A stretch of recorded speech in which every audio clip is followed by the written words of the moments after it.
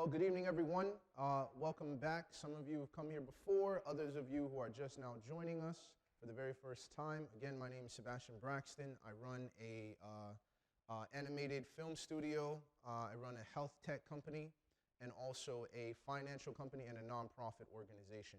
And I get to travel around and speak to different places. So I'm a very busy person, and success is something that is constantly being discussed. But I want to start off by essentially asking the question, what does it mean what is success exactly? We need to clearly define what we're talking about.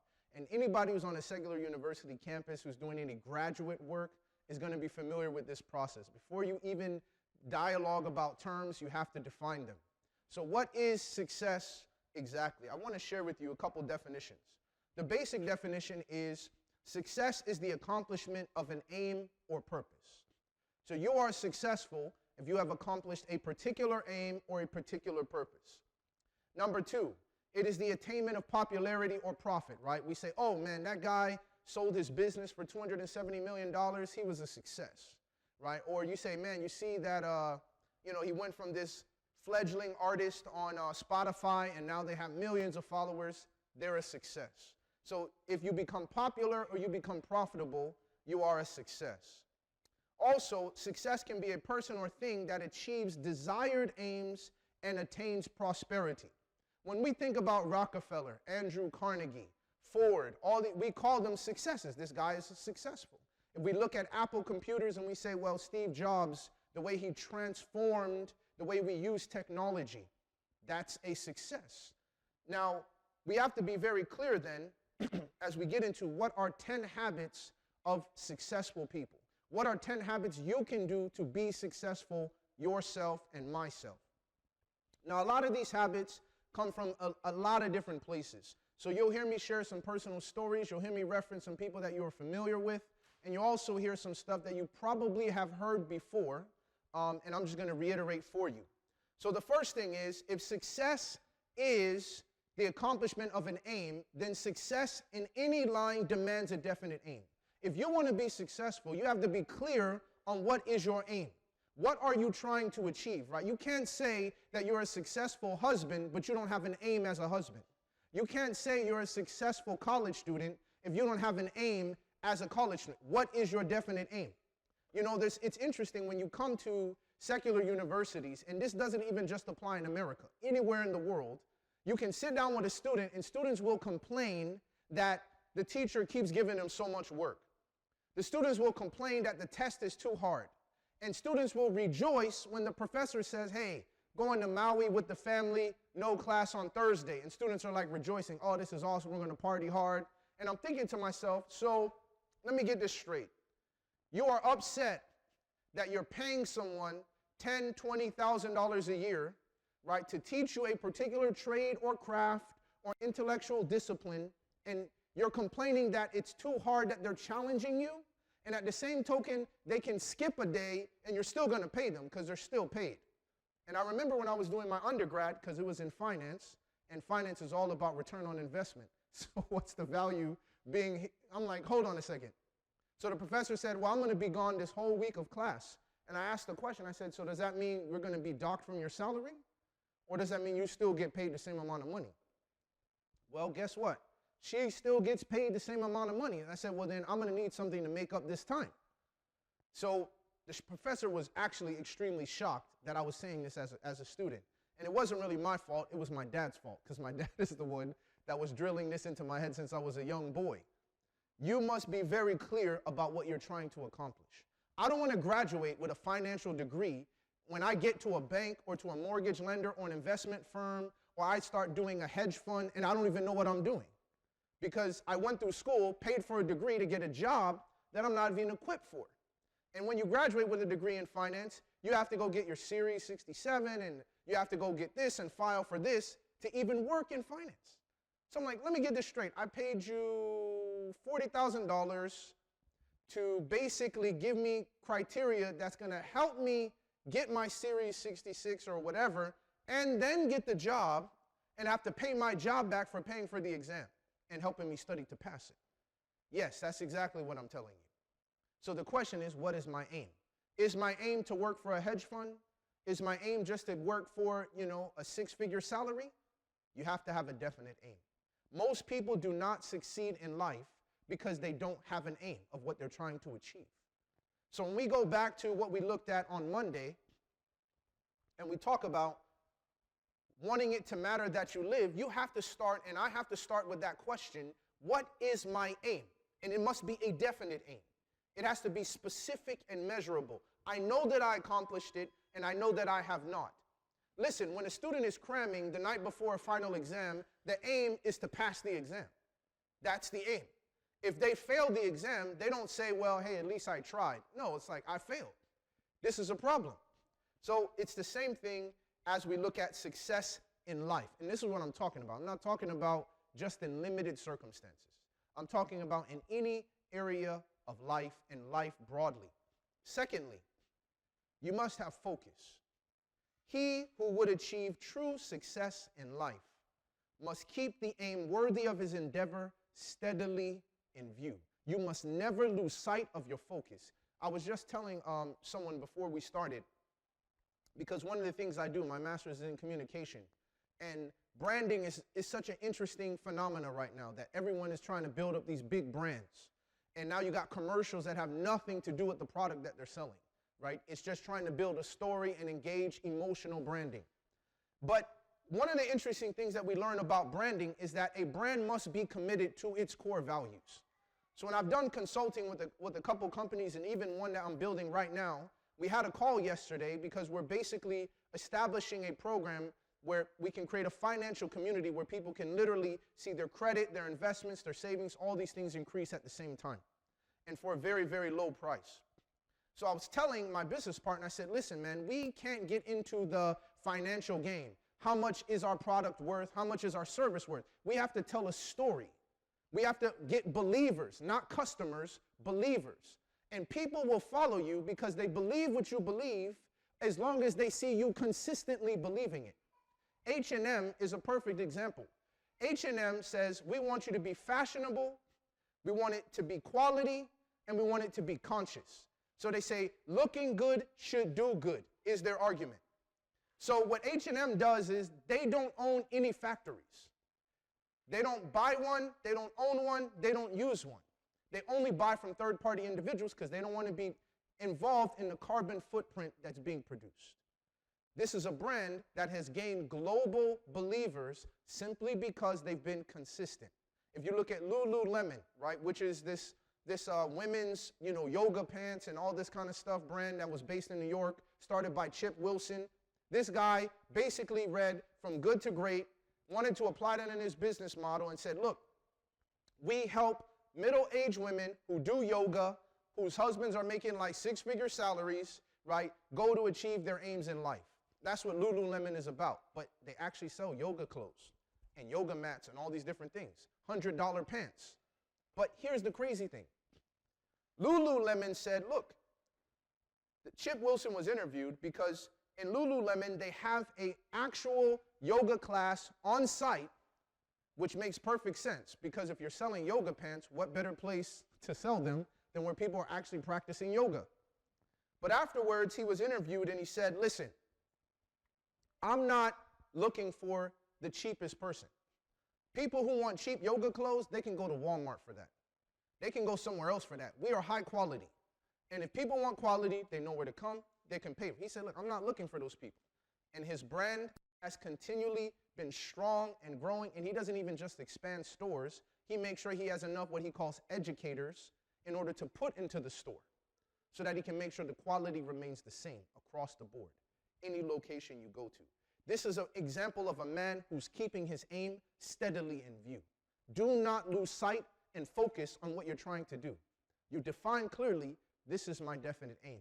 Then you must never lose sight of where you are going. Number 3, that which at first is difficult, when done repeatedly, becomes easy. This is a very critical principle in success. If you think about all the great people you know, right? I'm from Chicago, so Michael Jordan, of course, is the greatest of all time. And we have this debate all the time, but we're not going to get into that tonight. But suffice it to say that Michael Jordan, right, was cut from his high school basketball team. And when he was inducted in the Hall of Fame, right, he just started going in on this coach who cut him from his high school basketball team. Because Michael Jordan said when he got cut, he used to skip class to go practice basketball, simply because his goal was to be the greatest of all time. When Michael Jordan wanted to beat somebody, he wanted to beat you like down to a pulp, like there was no hope. And you think about all the great NBA players that were in the NBA at the time, it was almost like discouraging because none of them could win a championship as long as he was in the league. And the only time people won was either when he wasn't in the league or when he retired. And he's like, I'm going to go play for the Wizards, you know, in my old age after 15 years of basketball. It's like, this doesn't make any sense. But it goes back to the fact that in what we're trying to do in success, you may fail the first time. How did you learn to walk? How did you learn to speak English? How did you learn to read and to write? You learned because you did it, repeat it over and over and over again. The things that are at first difficult, when done repeatedly, they become easy. So we must not get discouraged because we initially have struggles. Michael Jordan said these words. He said, I've missed more than 9,000 shots in my career. I've lost almost 300 games. 26 times I've been entrusted to take the game-winning shot and missed. I failed over and over and over again in my life, and that's why I succeed. Michael Jordan recognized a principle early on in his life, and Kobe eventually adopted the same mindset. I may not get it right the first time, I may not get it right the 10th time, but that which at first is difficult, when I do it repeatedly, it becomes easy.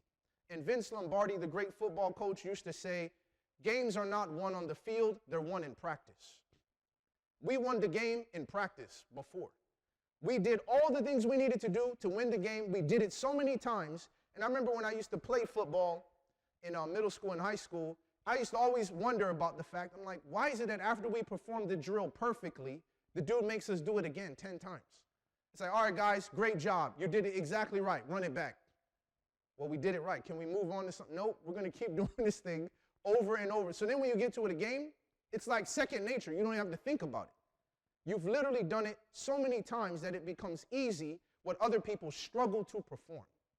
I can say the same thing even about public speaking. That's the third habit of becoming successful. The fourth habit is keep it to yourself. Whatever you are striving to accomplish in life, keep it to yourself as long as you possibly can. There are scientific studies that prove that they took two people in a group and they said, okay, this is your goal. So they told them, here's your task. This is what we want you to accomplish. The first group, they said, we want you to go out and tell whoever you want to tell of what you're trying to do. So they said, look, we're going to teach you to invest in some budding company that's going to make, enormous amounts of profits or whatever. So the first group went out and they told everybody, yeah, man, you know what I'm doing? I'm doing this and this and this and this, and I'm investing in this. They barely even started. The other group, they said, we want you to keep it to yourself as long as possible. People ask you what you're doing, don't even tell, don't even answer them. You know the crazy thing was? The research discovered that the ones who kept it to themselves, they actually felt like they were not as far along as they actually were. They were a lot farther along than they realized. And the ones who were talking to people and they hadn't barely started, they were actually professing to be farther along than they actually were. So when you want to be successful in life, and we learn this in business all the time, and this kind of gets frustrating to certain people who don't know business. If it's not in writing, it doesn't exist. People are serious, they will put it in writing. Hey man, I'll give you blah, blah, blah. All right, let me see that in writing. Never hear from them. They were talking it up. I tell people this all the time. People will tell you the world until it comes time to sign the contract. Man, I'll pay you $500,000, man. I'll give you this. You have a nice boat. You get a nice house out here. This is how they get music artists. This is how they get athletes, selling them on all these different things. Never seen a contract. So the guy starts signing up, going with the brand, wearing this, already going towards the school. And it's like, no, man, I need to see that in writing. Because at the end of the day, before you start talking to people about it, keep it to yourself and go as far as you possibly can by doing it in secret. You will actually be more successful because the research proved that the ones who kept it to themselves, 90% of them actually finished the task. and completed it 100%. Only 40% of the group that was talking it up, but actually not doing anything, ever even completed it in the first place. So I adopted that principle in my life. I try not to talk about things until they're much farther along. Next principle, get up early in the morning. I don't think this has to be really expressed, right? You've probably seen this article. I think Forbes and Business Insider and New York Times prints an article every year about how all successful people get up early in the morning. You know, you'd be surprised. The First Lady, Michelle Obama, gets up at 4:30 a.m. every single day. Tim Cook, right, who's now currently the CEO of Apple, he gets up at 4:30, does email for an hour, goes to exercise, then goes to Starbucks, does another set of emails, and usually is in the office before 7 a.m. These are the lives of successful people. Jack Dorsey, who started Twitter, he wakes up 4:30 a.m. for a 6-mile run every single day. You cannot get around the fact that people who get up early in the morning are more successful. All successful people that you know of that are impacting the world are early morning risers. Now, in order to get up early, guess what? You got to go to bed early. So that means these like late night YouTube binges and like Netflix binges and all that stuff, you got to cut that out. Because Zig Ziglar made a statement one time. He says, you know, that most people never achieve true happiness and success because they sacrifice what they want most for what they want now. They sacrifice what they want most for what they want now. I want to watch Netflix. Listen, and it's funny, man. One of my business partners, this guy is like one of these hype men. I mean, he'll get you hyped up about anything. And every time we talk, and I'll be like, yo, man, I got to go do this. He's like, look, bro, you trying to do what? You speaking at U of M? Listen, man, by the time we launch this thing, man, you'll be in so many universities. This dude get you hyped up on this thing. I'm like, bro, listen. He's like, his goal is to try to convince me on the same principle. I'm like, bro, I teach that principle. Like, sacrificing what you want most for what you want now. I understand it. But you recognize my aim is not just to make a lot of money. There's a lot of people with a lot of money. What's going to be different about you? That is the question. My aim is not to make a lot of money. There's so many people that make lots of money that in the end, they're the most likely people to commit suicide. Most likely to end up in divorce. Most likely to have a broken home. And I could go on and on down the line, right? In the words, you know, of the rapper, more money, more problems. So it's like, listen, if we're going to sit and be honest about this, the goal is not money. So when I get up early in the morning, you look at these different leaders, meditation, time for themselves, time for their families, time for all these different things. I remember Steven Spielberg, I was out in LA at the studio where he usually works to do his visual effects. And the guy was telling me, he said, you know, Steven Spielberg, when he comes here, he always tells us from the very beginning of the day he wants to leave by 5 o'clock because he has to go pick up his son. Steven Spielberg. This dude could pay people to pick up his son. Why is he driving? Because he wants to personally go pick up his son.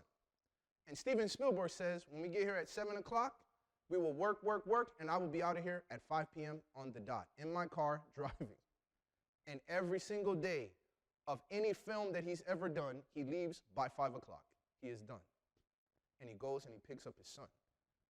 It's very, very important that in this getting up early in the morning, you can get so much more done before the world even wakes up. My time is getting away, so let me hurry up. John D. Rockefeller, he said this. He said, if you want to succeed, you should strike out on new paths rather than travel the worn paths of accepted success. John D. Rockefeller, he had certain particular habits. He's considered the wealthiest man of the modern world. I mean, if you actually transitioned his wealth, he'd be wealthier than the top 3 wealthiest people in the world currently combined.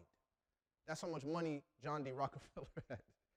And this is a newspaper clipping about him being the richest man in the world back in the day when he first became the richest man in the world. And I want to talk to you about, there's a book, you should pick it up. It's called The Rockefeller Habits, right? The Rockefeller Habits. It's by Vern Harnish. He wrote this book. And Vern Harnish is a really good dude. I mean, I love reading his stuff. He also wrote a book called Scaling Up, how to grow your business and grow different things that you're doing in life. And he talked about the Rockefeller habits. The first habit he talks about that I want to mention as a habit of success is priorities. He said, listen, Rockefeller, before he went to sleep every night, He would sit in his office and he would define what are the top 3 priorities that I have in my businesses. And in those top 3 priorities, he would literally do them in order. So the next day, he would say, look, this, I'm not going to do anything else until I finish this, because he already enumerated what his priorities were.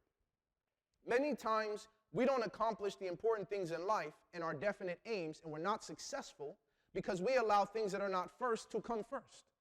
You should do first things first. So whatever is most important, you put earliest in your day. Whatever is most important, you make sure it's already in your schedule.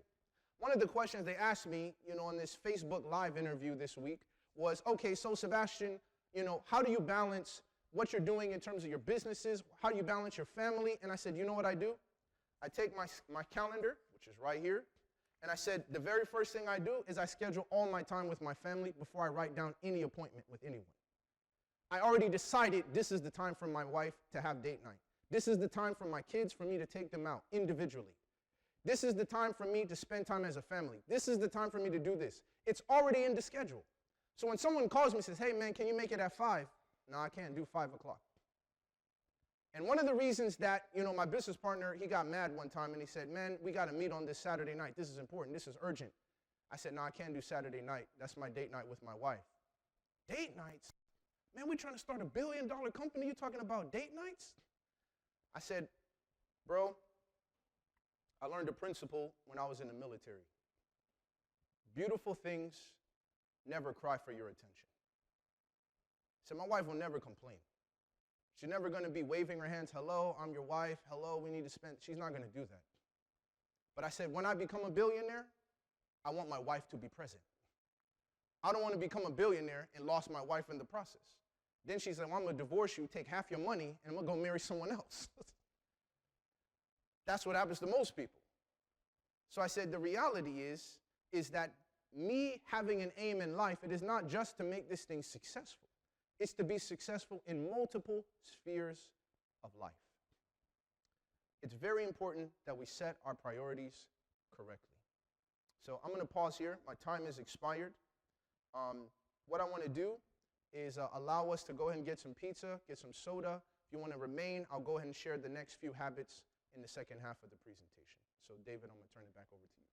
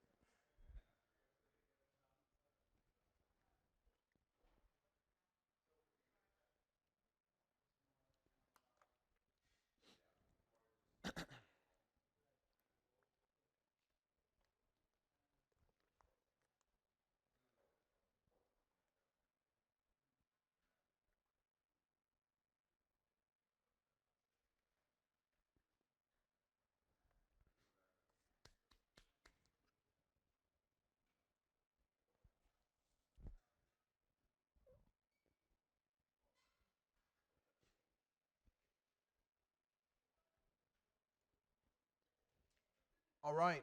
Well, we're going to get back to it and continue in our habits for success. So just to kind of review where we've been, first of all, we've talked about you need to have a definite aim. Exactly know what you're seeking to accomplish, because there is no success without a definite aim. Number two, we also discussed the fact that you need to keep that aim always in view. Make sure that you don't lose focus on what you're trying to accomplish, but to keep it in sight. Make sure that it's never too far off. Make sure that it's influencing every decision along the way. We also looked at the fact that that which at first is difficult, when done repeatedly, becomes easy. So we need not get discouraged that we're failing or we're not able to do it right the first time. But we keep trying, and it's through the repetitive effort that we actually arrive at excellence. We also talked about getting up early in the morning. Getting up early is so critical to success. I cannot tell you. If you get time just to get your mind straight, get so much of the busy work out of your day so you can focus without distraction, you'll be surprised how effective you are. You'll be surprised how many books you can read. You'll be surprised how much with it you will be, and you'll be able to end your day by noon, 2 o'clock, 3 o'clock very easily, simply because you're ahead of the game. Now then we talked about John D. Rockefeller and the habits, what we call the Rockefeller Habits by Vern Harnish, good book. And we want to continue in that. So we just talked about priorities and how Rockefeller sets his priorities the day before so that he can then the next day execute them one by one. He never goes on until he completes them in the order of their importance. But let me go to the next Rockefeller habit. Rockefeller says everything you do should be driven by data. That means you should always get feedback about what's going on in your life, feedback about where you are in the process. You know, it's so interesting that when you look at how many people engage in times of reflection, you'll see how you can correlate people who take time to reflect to people who actually grow exponentially through the same information, same opportunities, and same circumstances in life. It's very, very important that if you're serious about whatever you want to accomplish in life, you take time to keep a journal. You take time to track your progress, track your emotion, track your failures, reflect on why you failed, why you think you succeeded, connections you've made, people who helped you along the way. Tracking those things and being able to base your decisions on actual data is so helpful. And obviously, in our world today, data is very valuable. I mean, you have people who will pay millions of dollars for access to data. So let us make no mistake that if it's important for businesses, and it's important for a person who says this is what he was trying to build, as Rockefeller, his estate and the foundation, then you can also trust it will help us. But that data has to come in terms of feedback through people, feedback in your journal, look at the results, and analyze what's happening and how things happened. The next Rockefeller habit, the third one, is called rhythm. Rockefeller says you have to develop a rhythm of life. You need to have things going on a regular basis, right? If you talk to anybody who's tried to write a book, they're going to tell you that they had to commit to a certain amount of time and they had to keep at that time. You can't write a book like I'm going to write 4 paragraphs today and then like 12 days later pick it back up. You can't write a book like that. It has to be on a rhythm. It has to constantly be before you. And you know what's interesting that Vern Harnish says in this book? He says that the only 2 periods of time you should think about are your 90-day plan and goals and your 10 to 25-year plan. Everything else in between does not matter. And I was really shocked by that. I'm like, 90 days versus 10 to 25 years? And he says, because listen, if you are succeeding in the immediate things before you, you will move forward towards your intermediate goals. But you also want to make sure that you're very clear where you're trying to end up in 25 years. And he's not necessarily saying, hey, just set a 25-year plan. No, he's saying, where do you want to be? And now in 90 days, how are you going to work towards that? Then you set the next 90 days, how are you going to work towards that? It's very, very interesting, but he ultimately drives the fact that Rockefeller had a rhythm of communication. Every week he was giving feedback. You did a good job. You failed. This did not work out.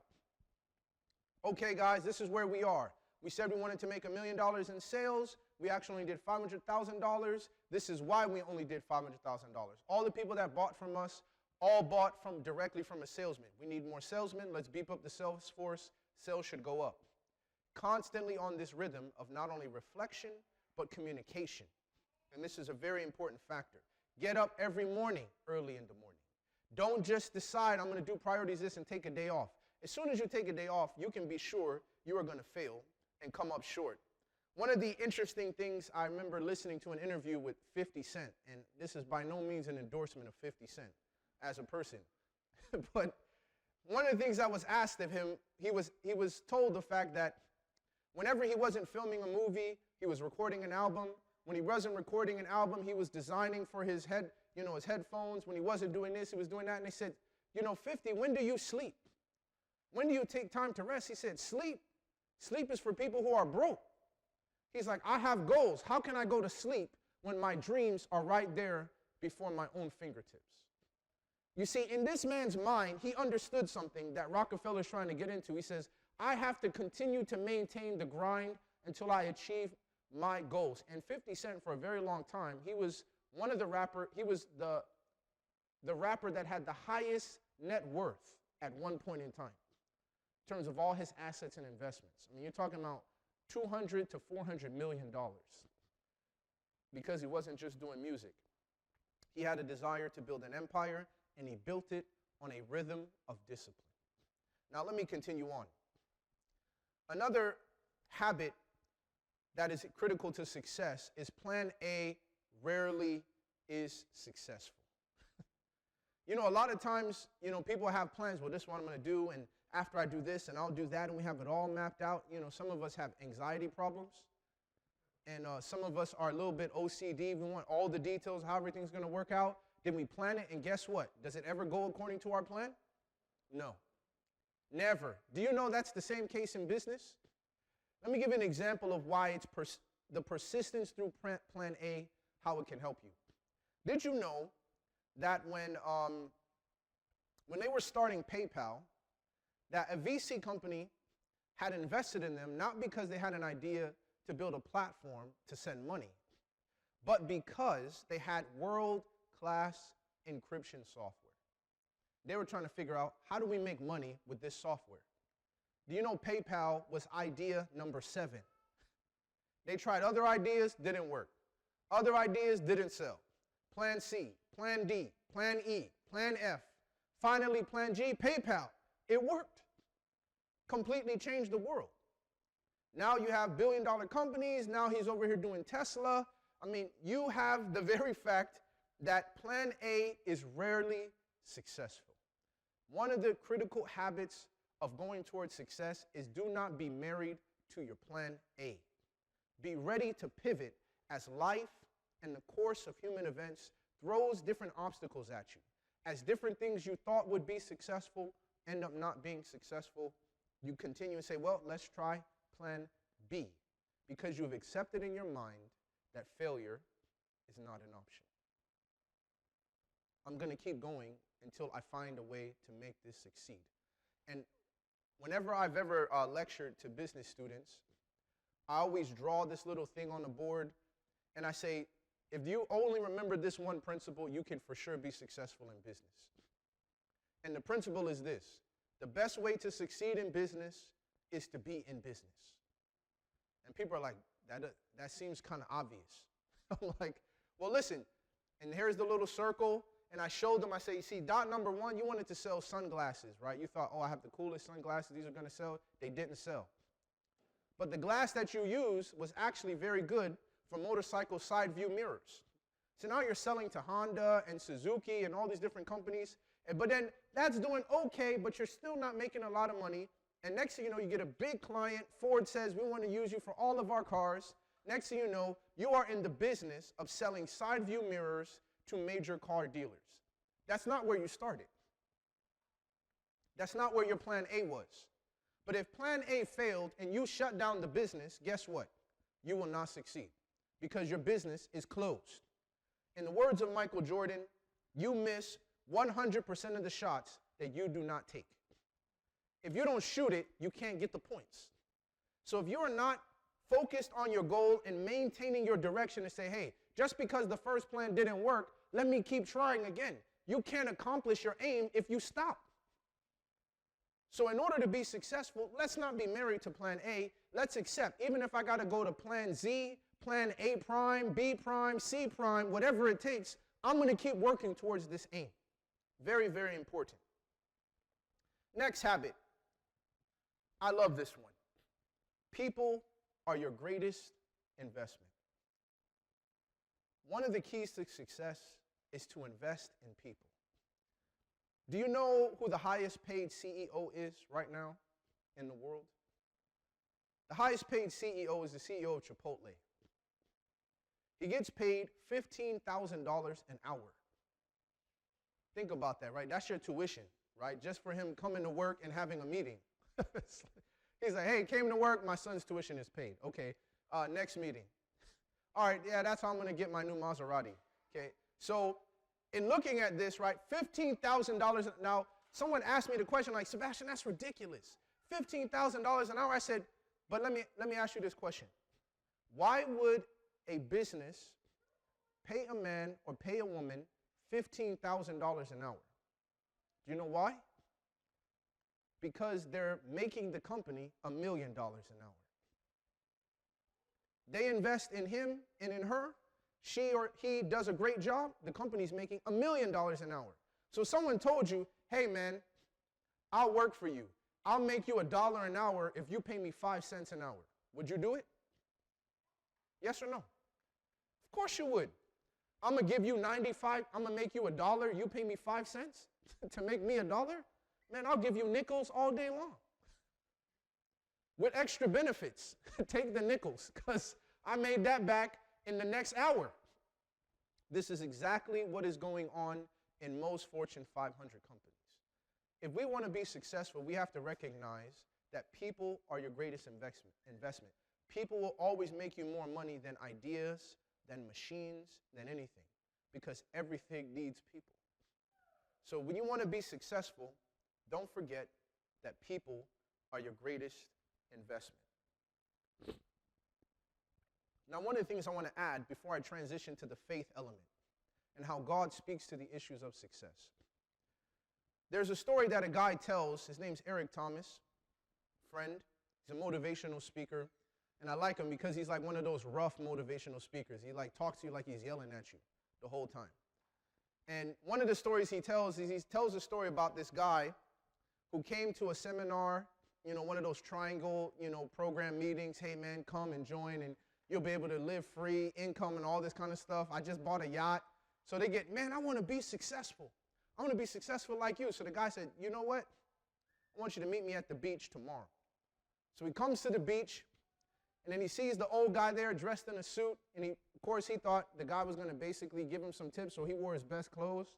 Then the old man says, all right, let's walk out into the beach. Let's walk out into the ocean. He's like, wait, what are we doing? He said, look, just walk into the ocean. Gets about waist high, and he's like, what are we doing out here, man? Why are we out here in the ocean? He said, look, man, just keep walking. Do you want to be successful or not? Yeah, I want to be, so keep walking. So he takes him farther out into the ocean, and just when the water hits his neck, the old man takes him and holds him down under the water. And while he's holding down under the water, this guy's fighting him, trying to get out from under the water. And as he keeps fighting him, he still won't let him up under the water. And just before the guy's about to pass out, he lifts him up out of the water, and he says, when you want to be successful, as much as you want to breathe right now, you will be successful. But he says, most people come to me and they say they want to be successful, but you got to want it as much as you want to breathe. If you don't want it that bad, you're not going to get it, because you're always going to run up against what we call a maximum willingness to pay in economics. You're going to hit a price where you say, that's too much. That's too much.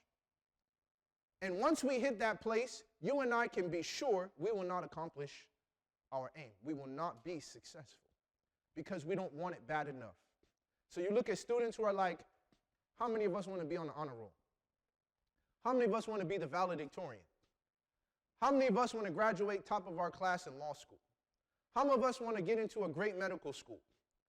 We may have these different desires and aims, but guess what? You don't want it as bad as you want to sleep. You don't want it as bad as you want to watch the next episode of Grey's Anatomy. You don't want it as bad as you want to make sure you're out there with your girls partying and shaking your stuff. It's like, I don't want it that bad. So therefore, you're not going to be successful because you just don't want it as bad as you want something else. So it's very, very important that you and I recognize that desire is intrinsic to success. We are not going to be successful if we don't desire it, and we have to want it as much as that man wanted to breathe. Now, in the New Testament, I love these particular words by the Apostle Paul because he's writing to a church in Corinth that is a very gifted church.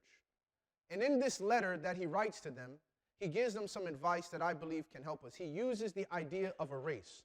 You know I'm Jamaican, so I had to put Usain Bolt on the screen. I almost did that when I started my presentation, but I thought that'd be a little bit out of order. Usain Bolt is obviously the fastest man in the world. And there's lessons that Paul draws out, and I want you to think about how these things apply to Usain Bolt that Paul brings out. The first thing he says in verse 24, he says, "Know ye not that they which run in a race run all, but only one receives the prize? So run that you may obtain." So I want you to ask yourself, when Usain Bolt gets on the track, is he running? How many people are going to win the gold medal? One person. So when Usain Bolt gets on the track, how do you think he's going to run? Is he running to win? Yes or no? Yes, he's not running to jog, right? He's not looking for some exercise. He's not just looking for a nice camera shot, right? Usain Bolt is running to win. So in this vein, Paul says to the church in Corinth, he says, look, if you have an aim in your life, there's something you want to obtain, think of it as a race. And as you get into that race, he says, listen, you have to run to win. Only one person can get the prize. What if you were seeking your definite aim tonight as if only one person could accomplish it? If you were in a competition in order to achieve what you want out of life and only one person could receive it, how would you work towards that aim? That is exactly how we should work, the way that people run in the Olympics. I'm not running and looking at it to say, oh, I'm just here, I'm so glad to be here in the Olympics, I'm just happy to be in. No, you're running to win. You think I care less what color you're wearing? You think I care about what show is on tomorrow when I could win the gold medal and go down in history as the fastest man in the world or fastest woman in the world? No question. Paul says, don't you know, they that run in a race, everybody runs, but only one receives the prize.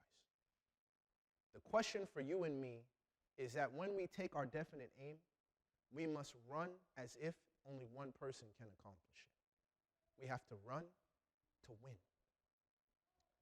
Number 2, he says, and every man that strives for the mastery is temperate in all things. You know, another important habit of success is balance. You know, temperance is a very interesting thing because what Paul is referencing is, in order for you to enter the games back in ancient Greece, you had to submit to a certain amount of training. If you did not complete the training, you couldn't run in the race. You were automatically disqualified. So he's saying, listen, every person who's striving for the mastery is temperate in all things. Guess what? Do you think Usain Bolt is eating at McDonald's? Absolutely not. He's not eating at McDonald's. Do you think Steph Curry is picking up, Kentucky Fried Chicken, while he's training and trying to get his body? No. These people have chefs and diets, and it's like, look, you got to eat something that's going to help your body be strong.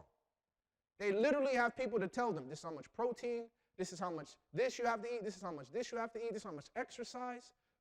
It is literally a complete science to produce the healthiest specimen that they possibly can. So temperance is all about the fact that we need to do away from the things that are harmful to us completely.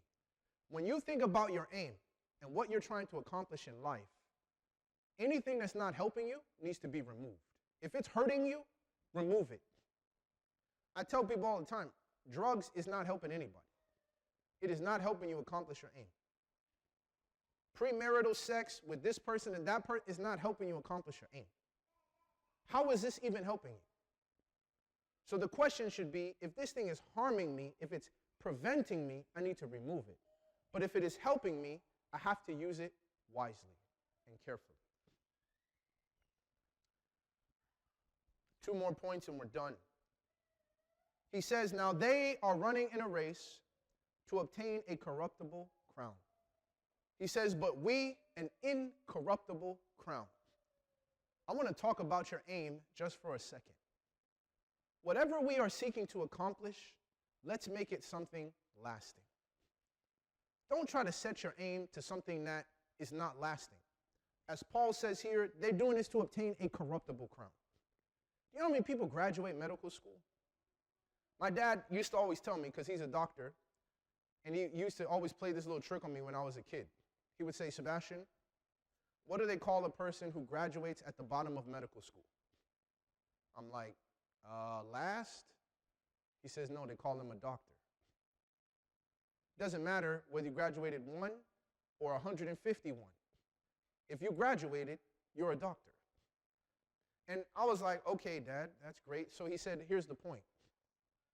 You want to be a doctor? I used to say I wanted to be a lawyer when I was a kid.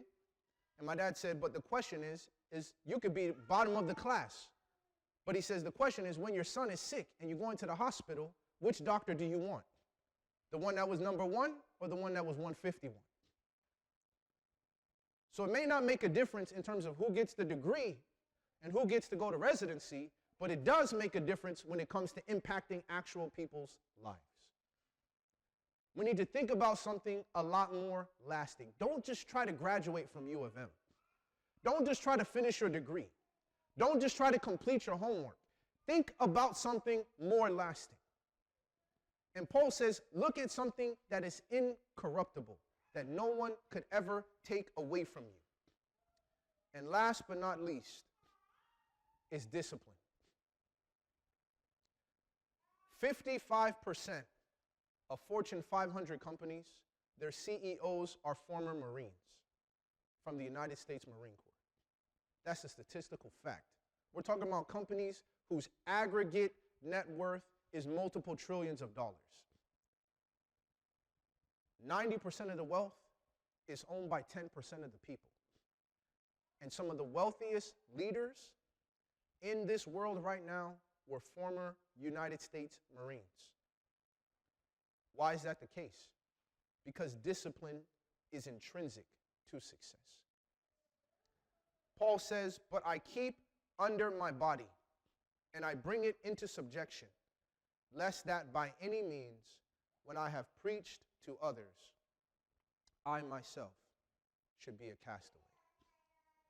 We must make sure that we do not disqualify ourselves from our success by a lack of discipline.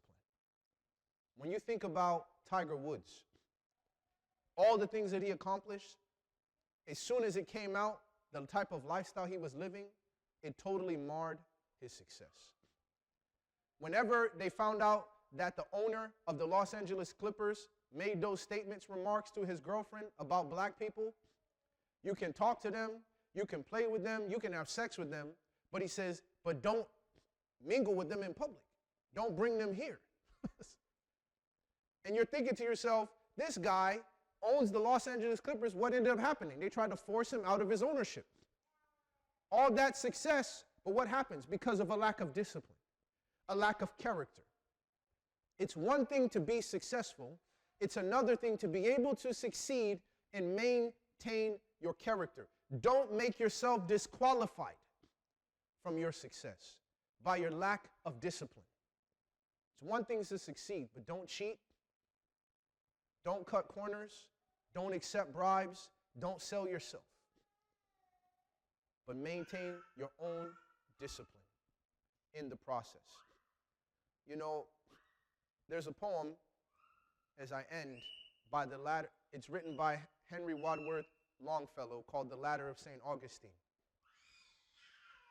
And one of the stanzas of that poem says, the heights by great men reached and kept were not obtained by sudden flight. But they, while their companions slept, were toiling upward in the night.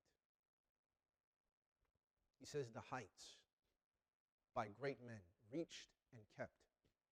They were not attained by sudden flight. But they, while their companions slept, they were toiling upward in the night. I encourage you to read the full poem. But my main message to you tonight is these are the habits that lead to success in life. And if we can practice these habits, I could almost guarantee you, barring a divine miracle of God, that you will accomplish the aims that you seek to accomplish. I want you to take the card that you received when you came in tonight. It's a feedback survey. So if you don't have a card, you can just raise your hand. We can make sure you get one. And in that card, I just want you to be able to give me some feedback on the presentation, as well as interest for tomorrow. David, I'm going to ask you to come up. And tomorrow night, we're going to be here, same place. We'll be doing the drawing for the iPad mini, right? And tomorrow night, we'll be talking about happiness, which was the #1 thing that U of M students said they craved. So I don't know if you have any other announcements you need to make.